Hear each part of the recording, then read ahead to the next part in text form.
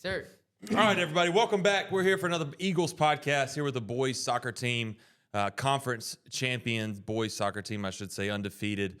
We'll go down the line. We'll let everybody introduce themselves, and we'll jump in. My name is Coach Smith, head coach of the boys soccer team here at Kannapolis Middle School. Aiden Sanchez, Kannapolis soccer team, number 17.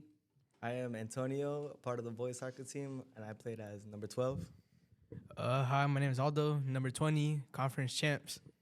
My name is Jared Reyes. I was part of the boys soccer team, and I was number 11. Well, guys, I think the season was a huge success. I know I got to call Coach Smith to try to deliver the news that you guys were the champions, but he was already at that game. So, Coach, for the people that didn't or obviously not there, kind of go through what had to happen in order for you guys to win that championship. Yeah, so we were undefeated to close out our season 11-0-1. That one was a tie. We tied against Harris Road, and they were undefeated as well. So going into the last game, we really needed them to lose. If they would have won, we would have been co-champions and had to share this trophy right here. But we went out, a few of us went out and watched them play Winkler at Winkler, and Winkler showed out and took down Harris Road. So because that happened in the very last game of the season, that gave us the trophy by ourselves because we were the only undefeated team in the conference at that point. So, fellas, I'll let you guys kind of talk to this. I know right off the bat, off the beginning of the season, obviously conference championship is what you want. The shirt is what you want. What did you guys do? What did Coach do? And you guys go down the line, however y'all want to handle this, as far as getting you guys mentally prepared. You know, when you're 0-0-0, right? We haven't even played a first game. You just finished tryouts. We made that third cut. How did you guys prepare right before those first couple of games, kind of get the ball rolling? So how I would say is before we started them games, that we all stay in a group together and talk about how we would do before the game, how we're gonna start off and how we're gonna pass the ball around. Are we gonna do through passes, long balls, or short passes, move around? We all talked as a team together. No one had their heads down. We all had our heads up, and we always had communication together. Communication, I feel like, is key, and I think that's one thing our soccer teams probably do the best at is communicating above every other team that we have. Maybe Aldo, let's pass this one to you.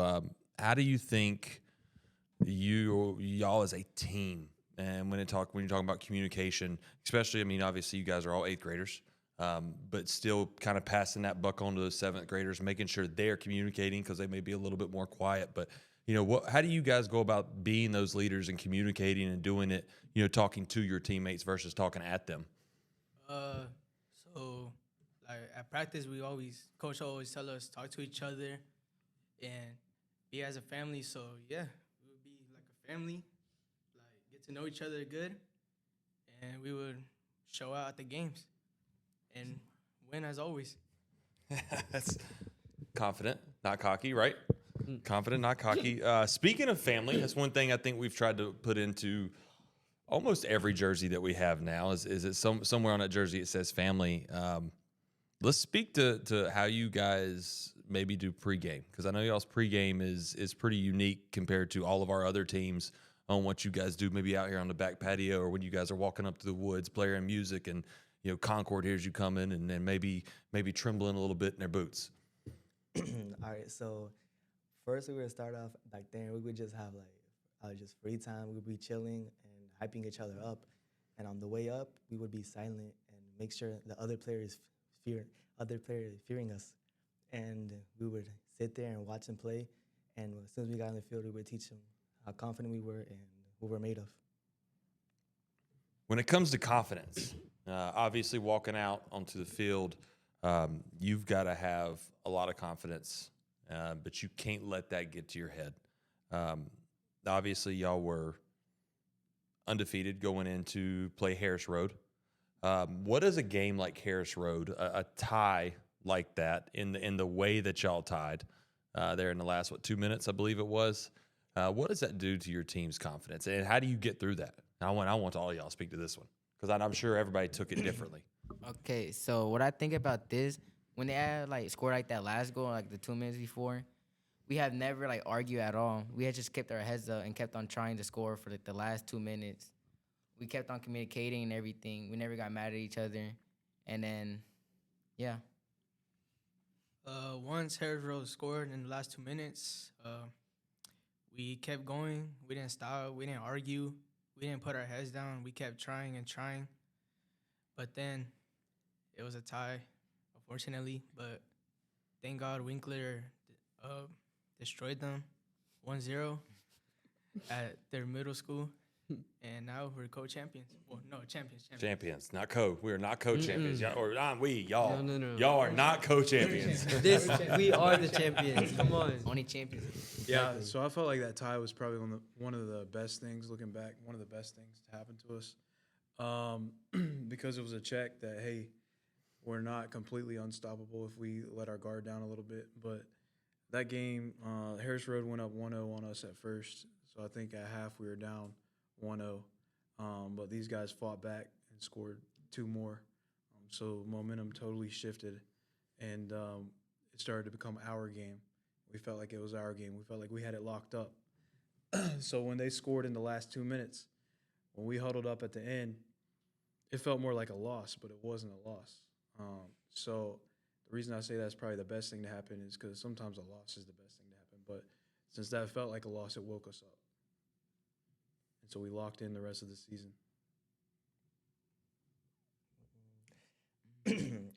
I feel like in our team, our strongest point was our defense, and we had to work mostly on our offense. So coach would move us around and see who would play the best position.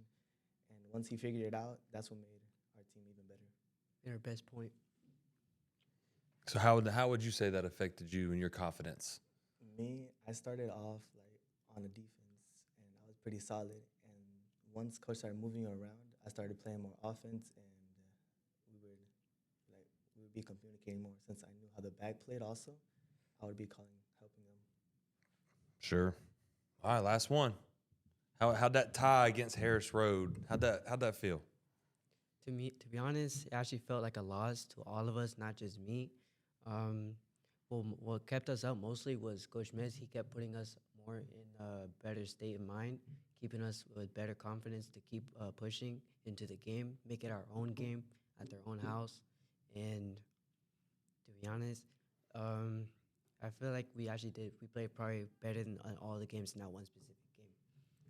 Well, it's amazing what can happen when you get humbled. And I know, I think you called me, or I saw you the next day at school. I can't remember what it was. You may have called me that night, and I'll tell you this now. Coach was pissed when y'all tied that game. He wasn't very happy with the refs.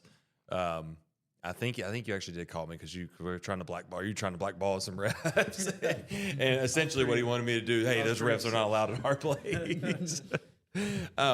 But you know, a lot of people, coaches included, will, especially at this level, they just kind of, hey, it's middle school. Like, it really doesn't matter. But I will tell you this: you guys have probably one of the most, if not the most, caring coach in your conference, and maybe even in the school.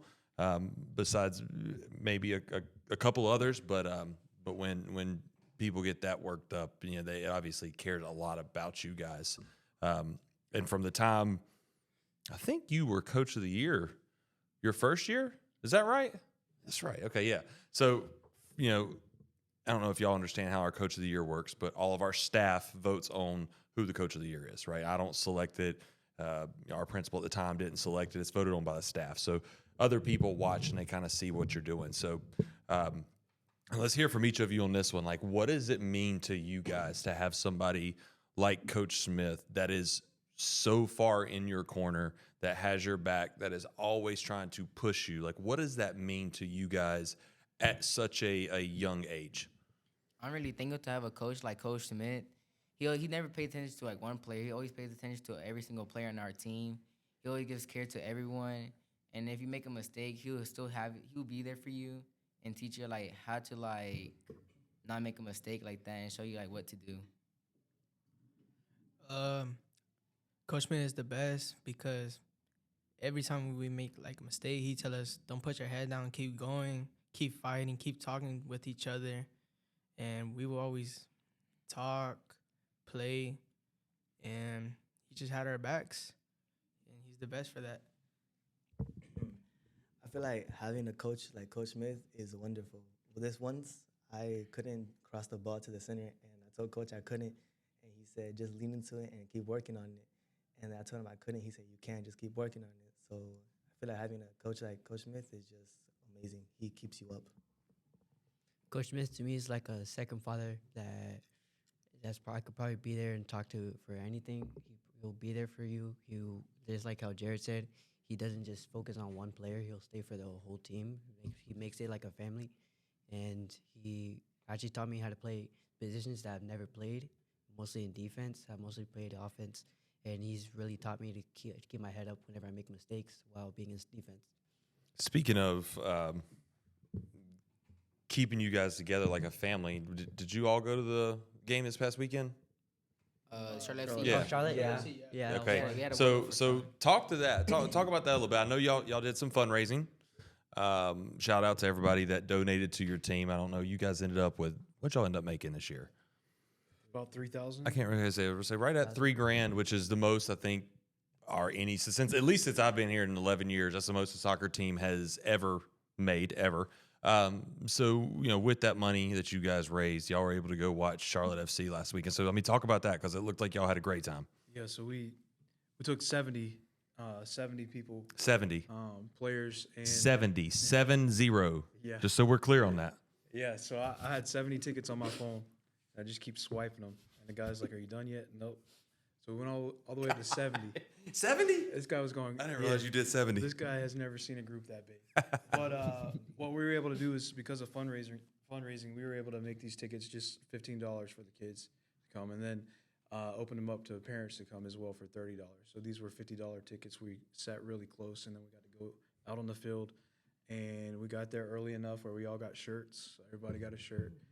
It was a super cool experience, but it was able to happen because of fundraising and a lot of people supporting our team. So I don't know. I've never been to a Charlotte FC game, but I don't know if you guys go to a lot of games. But is that an opportunity that y'all would have had maybe having not played soccer? Or do y'all go to a lot of games outside and with the family or whoever? I go to a lot of games.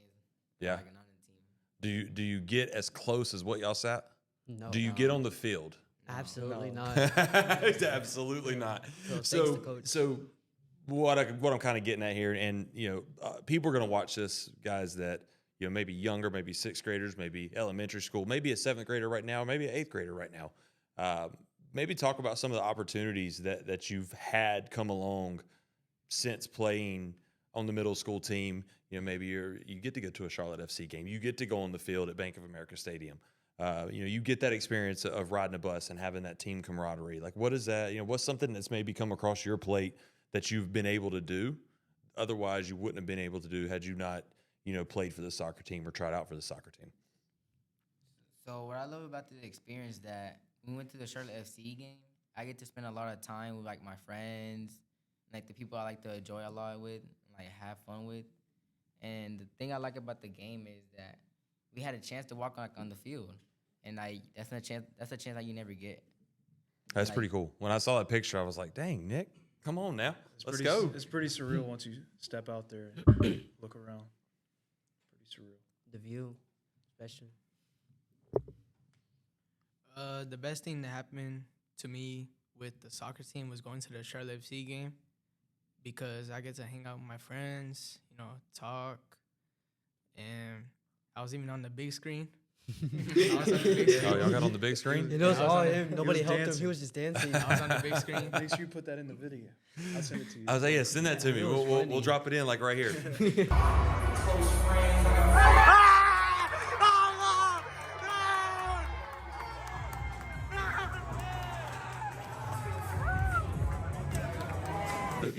But yeah, I was on the big screen dancing, and that was just my most favorite moment with the team. Seeing everyone happy, clapping it up, and getting to be on the field was the best thing that ever happened to me because it's a thing that rarely comes to you, and it's once in a lifetime. So it was really fun. It felt like a exclamation point at the end of a pretty magical season. Yeah. So that was pretty cool. That is neat. So on the big screen, huh? Ever been on the Jumbotron before? I don't think I have either. He earned it though. He was dancing like crazy.